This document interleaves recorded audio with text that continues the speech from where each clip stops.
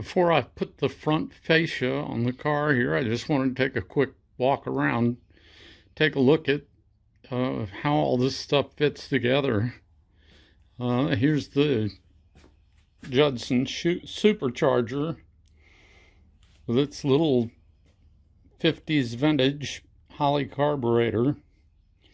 I had to come up with a throttle linkage for it. As you can see down there, I've created a pinch bolt that holds the cable and turns freely in the carburetor arm. And then down below,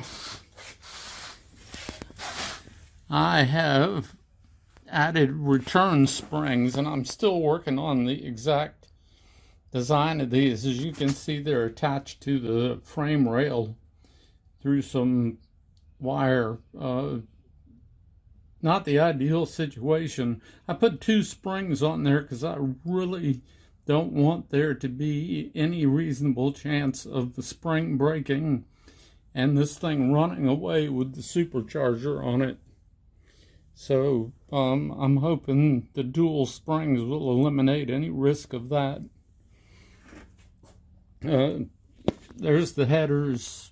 I had to modify the headers to fit around the ears of the supercharger. It was a toss-up on either modifying the supercharger flanges or the headers, and I thought, I'm not modifying this supercharger. So got the tensioner belt, the double row pulley that I had built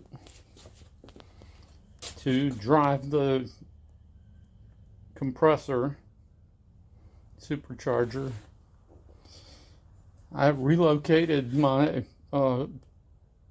brake booster and put the reinforcing piece on it, which I didn't have before.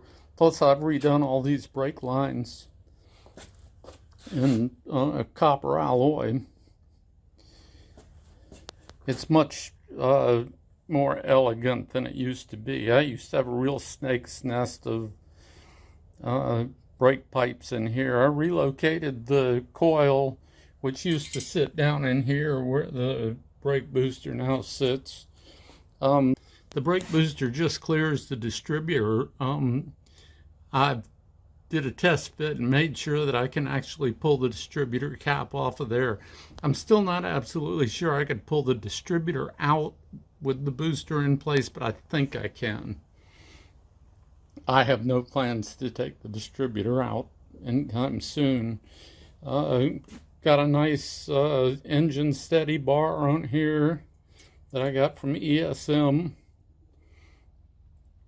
and all my electrical stuff that I talked about before. But that's basically it. Once I get the radiator back in place and get the coolant in it, I should be able to fire this up. Oh, I have to install an oil dispenser for the supercharger that I guess is going to go on the firewall right here. Let me grab that. And you have to provide constant lubrication to the supercharger, and I got these 2 devices with it when I bought it. This is the one I've chosen to use. This is the other one here. It looks like something out of Dr. Frankenstein's laboratory, including a glass mason jar, and it's just bigger and kind of ugly, I think.